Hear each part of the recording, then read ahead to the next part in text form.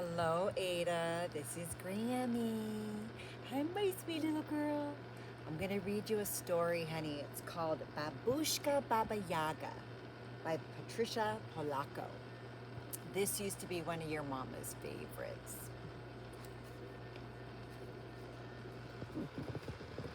She was the last of her kind, a creature of great legends, a being of the forest.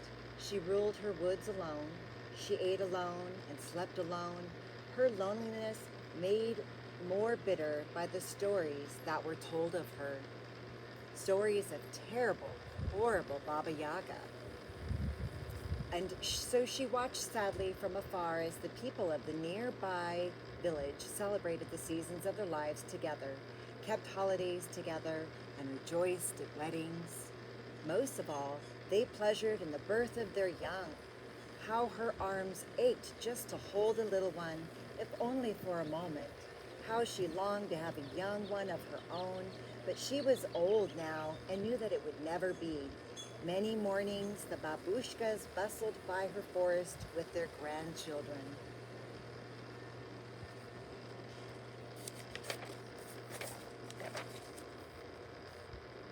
I wish I had a grandchild, she would say to herself. And then one day, as she came close to the dacha of one of the babushkas, she saw some of her clothes drying on the clothesline. I shall borrow these, thought Baba Yaga. I will be one of the babushkas instead of a Baba Yaga. She's looking at the clothesline.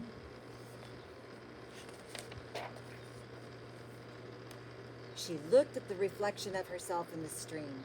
I shall have to scrub the forest off from my skin, cut my nails, comb my hair, but my ears, she said with a sigh. What will I do about my ears? See, she has long, pointy ears.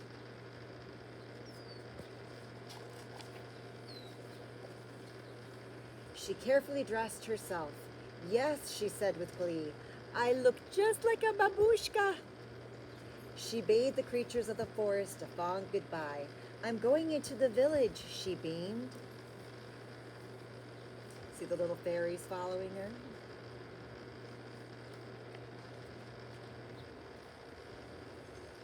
As she entered the village, she was warmly greeted by the other babushkas sitting under the shade of the tree in the center of the square. Come, sister, sit with us, one of them said. Baba Yaga smiled inside. No one recognized her.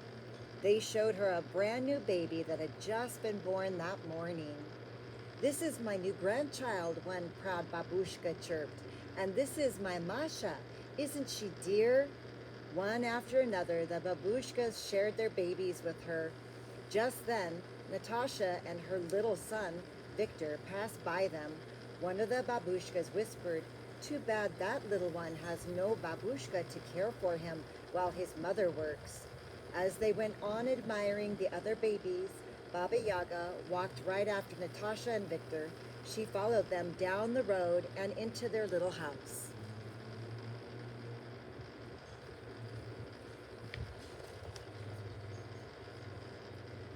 Old one, Natasha greeted her cheerfully, how is it that you are here?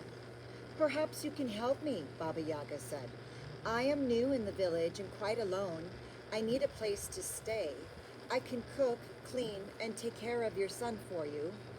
I have no money to pay you, Natasha answered sadly. I need no money. All I will need is a place to rest my old head and perhaps a little food. Then you shall indeed stay with us, old one.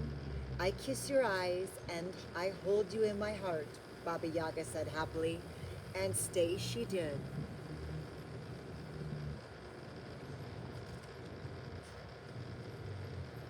The cat's playing with the red string. Oh, how happy she was when Natasha went to work in the mornings. She and Victor cleaned the little house together. When all of the tasks were done, Baba Yaga took Victor to the edge of the woods. This was her favorite part of the day.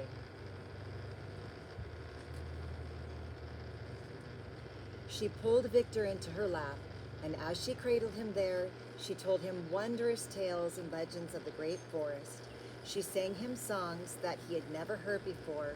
Then they would just sit there together and daydream without words at all. As time passed, their love for each other grew and grew.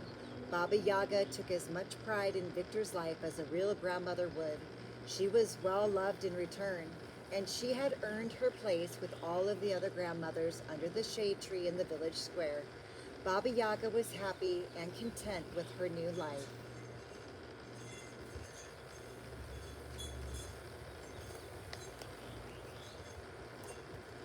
Then one day, as the babushkas gathered, they started telling stories to the children. One spoke of Ivan Tsarevich, the gray wolf, and the firebird. Another told the tale of sister Alanyushka and brother Ivanushka. They all laughed. Then one of them rose from her seat, her eyes narrowed, and her voice hissed as she unfolded the legend of the horrible, wicked Baba Yaga. "She eats babies," the woman said as all stared wide-eyed in amazement. "She flies through the air on an old stump and casts spells. She comes out of the forest and takes children in the dead of the night," another warned. She's ugly, she's a hag, evil and hateful," yet another sang out. "And if you don't behave, she'll come and get you," one said. Victor, as he hugged close to the Baba Yaga. That night, when she put Victor to bed, he cried himself to sleep. Baba Yaga tried to calm him down, but her own heart was heavy and sad. There was only one thing to do: go back to her home in the forest before Victor learned who she really was. She left a note for Victor and his mother saying, "I kiss your eyes and hold you in my heart, my beloved ones. I will never forget your kindness. Love, your Babushka." And she left, and she never returned.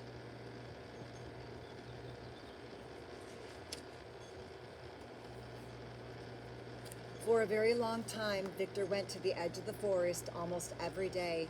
It helped him remember his babushka, whom he missed so. Then one day, as he sat, he saw yellow, evil eyes peering at him from the deep blackness of the forest. When he could make out the shapes that went with the evil, burning eyes, he saw that the eyes belonged to a pack of wolves. He screamed for help, but he was soon surrounded by them. The villagers came running, but the wolves snapped at them and snarled when the villagers tried to get close to Victor. "Oh, please," his mother cried, "somebody help my baby."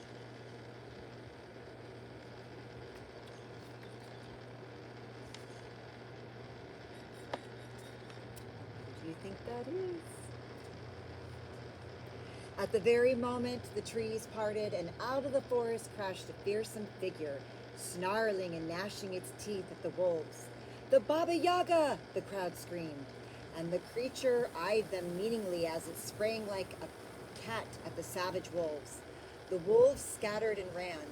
Then the creature moved closer to the child, who was howling with fright.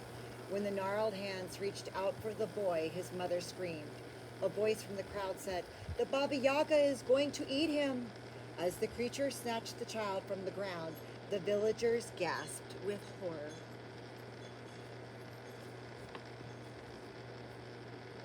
With a loud smack, it kissed the child and then smiled through eyes brimming with tears. The weathered arms held the boy closely and rocked him so gently. Although she didn't look the same, Victor knew that that warm hug was his Babushka. "Babushka!" Victor cried, and he hugged her back.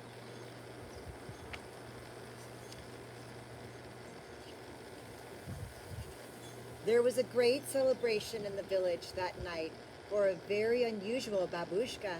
There were flowers given, bread and salt offered, songs sung, and dances danced. One of the babushkas moved close to her and took Baba Yaga's hand and called out, "Those who judge one another on what they hear or see, and not on what they know of them in their hearts, are fools indeed." "Hear, hear," the mayor sang out as everyone cheered.